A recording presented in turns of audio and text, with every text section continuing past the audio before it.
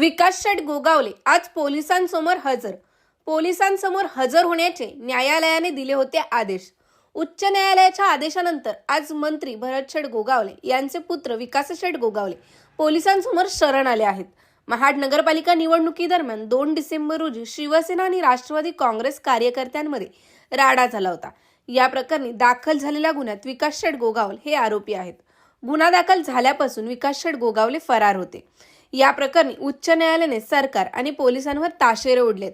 मात्र आज सकाळी 10:30 वाजण्याच्या सुमारास विकास शेठ गोगावले हे महाड शहर पोलीस ठाण्यात आपल्या साथीदारांसह हजर झाले आहेत। विकास शेठ यांना आजच माननीय न्यायालयासमोर हजर केले जाईल असे समजत आहे। ब्युरो रिपोर्ट, तेज मराठी न्यूज, महाड, रायगड।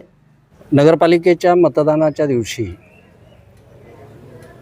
महाड शहरामध्ये भांडण मारामारीच्या संदर्भामध्ये जे 2 गुन्हे महाड शहर पोलीस स्टेशनला दाखल झालेले होते, त्याच्यापैकी गुन्हा रजिस्टर नंबर 179 जो होता, त्या 179 मधल्या 8 आरोपींनी आज आत्मसमर्पण केलेलं आहे।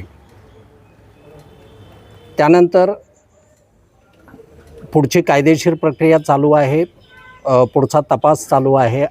आरोपींकडे जो तपास करणं आवश्यक आहे त्या बाबी पोलीस करत आहेत। त्या आरोपींची नावं मी आपल्याला सांगतो।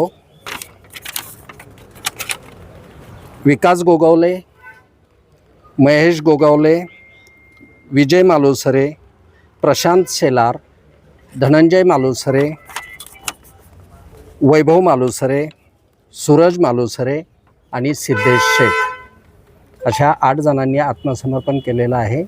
या गुन्ह्यामध्ये पोलीस त्यांचा पुढचा तपास करत आहेत। पुढची प्रक्रिया चालू आहे। धन्यवाद।